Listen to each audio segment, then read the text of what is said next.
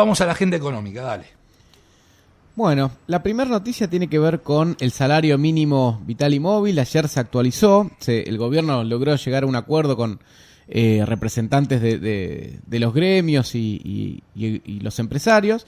Bueno, básicamente se acordó una suba adicional del 13%. Entonces, anualizado, la variación del salario mínimo va a ser del 52,7%. Es decir, le va a ganar un poquito a la inflación. Entonces, ¿cómo van a ser las próximas actualizaciones del salario mínimo vital y móvil? Bueno, de donde está ahora, que son 29.160 pesos, bueno, va a subir 6,67% en septiembre, 3% en octubre y 3,4% en febrero del año que viene, ¿no? De esta manera, digamos, el salario mínimo va a llegar a febrero en torno a los 33.000 pesos. Así que bueno, esto obviamente una medida electoralista, ¿no? En pos de ponerle plata en el bolsillo a la gente. Bueno, a ver, ¿cuáles son las repercusiones que tiene la actualización del salario mínimo en otros aspectos? Bueno, por un lado, a un grupo de jubilados se le va a aumentar 318 pesos por 2 meses. ¿Cómo? Claro, ¿por qué? Es así, mira, el artículo número 5 de la ley 27.426 lo que dice es que los jubilados que cobran la mínima y tienen 30 años o más de aporte, bueno, tienen que cobrar un suplemento, un plus, que permita alcanzar el 82% del salario mínimo vital y móvil. Como el salario mínimo se actualiza ahora, esos 318 pesos que estos jubilados van a cobrar por 2 meses permite llegar al 82% del salario mínimo vital y móvil.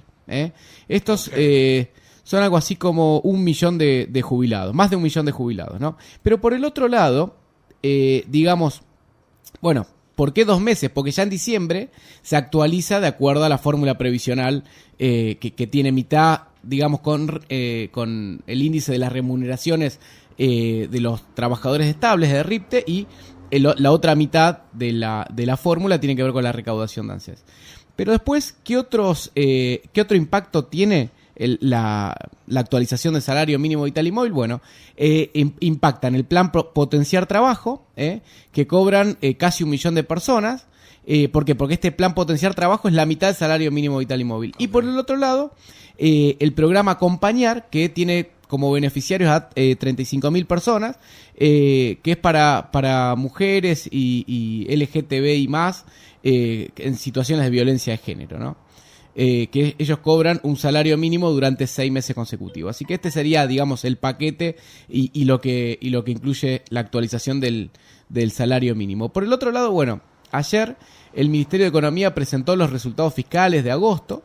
Y, a ver, básicamente, lo que nos dice es que hasta el mes de agosto, o sea, durante los primeros 8 meses del año, el Estado nacional acumula un déficit primario de 431.000 millones de pesos, es decir, de 1% del PIB, ¿no? Y el déficit financiero, es decir, si tomamos en cuenta los intereses de deuda, asciende a 870.000 millones de pesos, es decir, 2% del PIB. A ver, si uno va al presupuesto, lo que nos indicaría es que el gobierno debería terminar, el gobierno nacional obviamente, ¿no? Debería terminar el año con un déficit primario de 4% del PIB, es decir, que el déficit de los primeros 8 meses se tendría que multiplicar por 4 durante el último cuatrimestre del año. Es decir, que va a haber para meterle a la maquinita y está contemplado en el presupuesto, ¿no? O sea, el déficit que llevamos acumulado en los 8 primeros meses es de 1% del PBI. El presupuesto indica que el déficit a diciembre va a ser de 4% del PBI.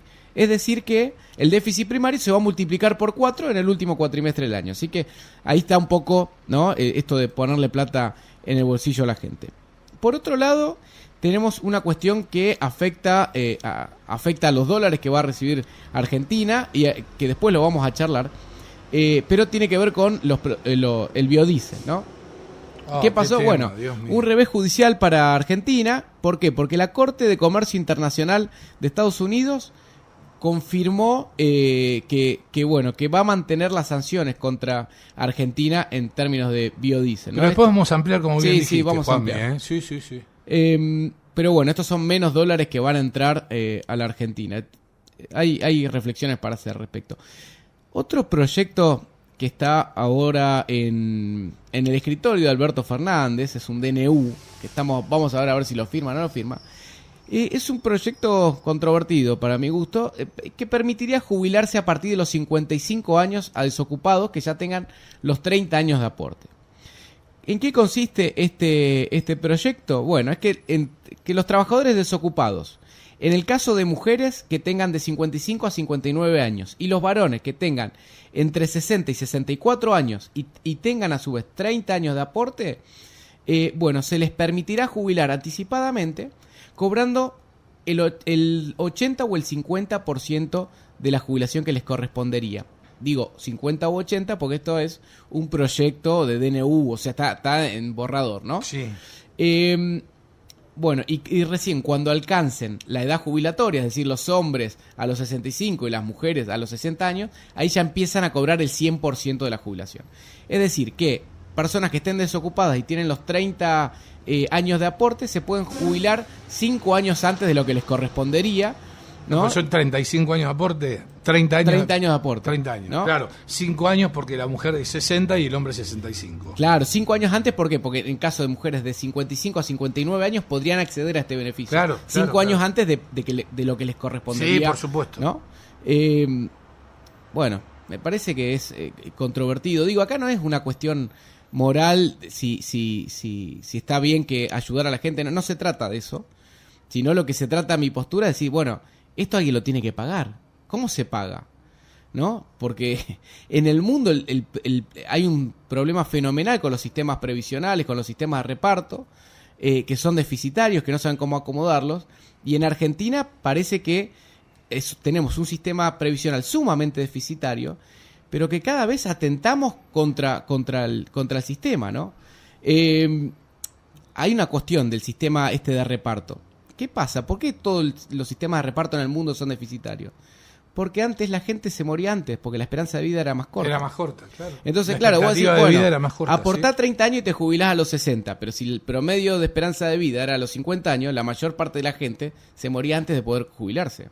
Así fue como hasta en Argentina, hasta más o menos la década del 50, un poquito más, el sistema previsional era superavitario, ¿no? Después, ¿qué pasó? Bueno, las edades jubilatorias no se actualizaron lo suficiente y la esperanza de vida subió. Entonces, acá hay una cuestión que es importante, y esto es una cuestión lógica, que la edad jubilatoria tiene que estar atada a la esperanza de vida.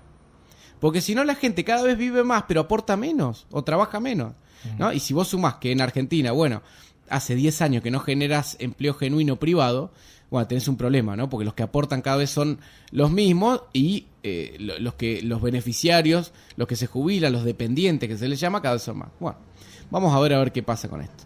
Por el otro lado, esto tiene que ver con las noticias del plano internacional. Evergrande, ¿te acordás que hablamos ayer? Esta empresa, mega corporación de real estate chino que puso un poco en vilo al mundo por sus problemas financieros. Una empresa inmobiliaria. Claro, sí. Ha anunciado que va a pagar los intereses que estaban previstos para esta semana. O sea, los intereses que vencen mañana. Esto estamos hablando de alrededor de $620 millones. Es una buena noticia para el mundo. Sí, por supuesto, porque da tranquilidad. De todas maneras, aún el gobierno chino no salió a aclarar a los inversionistas si finalmente va a intervenir en el rescate de esta empresa o no. O sea, por ahora la empresa anunció que va a pagar los vencimientos de intereses que tenía esta semana. Esto da tranquilidad, pero por el otro también los inversionistas y el mundo financiero lo que está diciendo es, está pidiéndole al gobierno chino que se expida a ver qué van a hacer, ¿no? Porque obviamente que esto podría generar, digamos, un colapso importante en el caso de que la empresa esta quiebre. Después iba a comentar un poco lo de Alberto Fernández en la ONU, pero ya lo hemos mencionado. Y me parece interesante este proyecto impulsado por Massa, que se ha presentado en la Cámara de Diputados. Implica este proyecto una nueva moratoria y un perdón impositivo para pequeños contribuyentes. ¿Qué sería un perdón impositivo? Hasta 100.000 pesos creo que es, ¿no? Claro, una condonación, ¿no? De deuda. Sí. ¿Cómo va a ser, va a ser más o menos este proyecto? ¿Qué dice? Bueno, que impactaría, digamos, la condonación de deuda a entidades sin fines de lucro, como son bomberos, clubes, y después a pequeños contribuyentes como MIPYMES y pequeños contribuyentes, justamente, siempre y cuando, en el caso de los pequeños contribuyentes, que tengan deudas fiscales inferiores a los 100.000 pesos. O sea, deudas vencidas inferiores a los 100.000 pesos hasta el 31 de agosto del 2021, ¿no? En este caso, bueno, esto afectaría a más o menos 900.000 contribuyentes, porque no incluye a monotributistas, porque de acuerdo a lo que dice el proyecto bueno, los monotributistas ya han sido beneficiados con otro proyecto de alivio fiscal. Entonces, en este caso, lo que ha estudiado los asesores de Massa, dicen que en la actualidad hay más o menos 600.000 contribuyentes pequeños que tienen deudas fiscales inferiores a los 100.000 pesos, ¿no? Entonces, bueno, se analiza, de aprobarse este proyecto, condonarles esa deuda. Y por el otro lado, también lo que propone el proyecto es ampliar una moratoria y que se ampliaría para deudas del 1 de agosto del 2020 al 31 de agosto de este año. Lo que sí, las cuotas de esta moratoria se reducirían a la mitad en comparación con la última moratoria que estaba en vigencia, ¿no? Bueno, no sé si me queda tiempo, una cosita más. Sí. ¿Sí? Ah, bien. Yo tengo algo de Guzmán. Dale, ahí, mira, termino con esto. ¿Vas ahí? Lo habíamos mencionado. No, esto tiene que ver con las con el cepo a las exportaciones de carne. Es más, te lo paso mientras tanto. Dale. Así lo destacás vos porque tenés la expertise como para poder explicarlo y trasladarlo de una manera práctica con nuestros oyentes. Bueno, yo mientras te cuento que por el cepo a las exportaciones de carne, lo que están avisando ya algunos expertos es que, bueno, algunos expertos, gente del sector, es que habrá menos carne en los próximos meses y esto va a llevar a un aumento de los precios.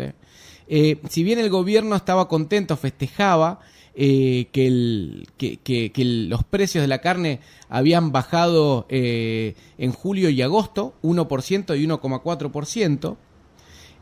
Lo cierto es que lo que dicen quienes están en el mercado de la carne es que antes de fin de año va a llegar un nuevo aumento provocado por una tensión estacional y por la disminución de la producción de carne. Pero lógico, por supuesto. Bueno, ¿qué es lo que están diciendo? En el caso de la Cámara de Matarifes y Abastecedores, dice que no está ingresando una buena cantidad de hacienda para el engorde a feedlot. Y por el otro lado, mirá lo que dice el presidente de la Cámara Argentina de Feedlot, que hoy el porcentaje de ocupación de los feedlot de engorde es de alrededor de un 5% menos que el año pasado. O sea, hay menos carne, o sea, hay menos novillos que están en proceso de feedlot. Y fíjate otro dato que me parece muy interesante. Dice, todos los novillos que se venden de 185 a 195 pesos por kilo se venden a pérdida. O sea, estos son menores incentivos, nadie va a producir así. Esto por es supuesto. Menos carne a futuro. O sea que la pequeña baja de precios que el gobierno festejó en julio y agosto, bueno, va a ser nada a comparación de lo que exactamente. Bueno, Guzmán, y cerramos con esta. A ver, para que lo estoy... En una entrevista con Víctor Hugo Morales, ¿sí? Habló del nuevo IFE, paritarias, unas definiciones que son muy interesantes, Juanmi, que las tenés ahí debajo de la foto de Guzmán. Sí, bueno, primero, a ver, me parece interesante, por ejemplo, esto, ¿no? ¿De ajuste fiscal, sí o no? Bueno, porque viste que Cristina había dicho que Guzmán había hecho un ajuste fiscal. Sí. Y Guzmán dice que no hubo ajuste, hubo una reducción del déficit, no es lo mismo. Dice, porque el gasto en términos reales creció y la recaudación también. Bueno, ahí tiene, bueno, lo que no está diciendo Guzmán es que a los jubilados sí los ajustaron, ¿no? El gasto que aumentó se fue para otra cosa, no a pagar jubilaciones, por ejemplo. No hubo ajuste, hubo reducción del déficit. Claro, bueno. No es lo mismo. Bueno, lo que te dice con eso es, reducimos el déficit ¿cómo? Subiendo ingresos. ¿Cómo subieron los ingresos? Y aumentando impuestos. Sí. O sea, menor productividad para el sector privado. Igualmente, vamos a un 4.5% de déficit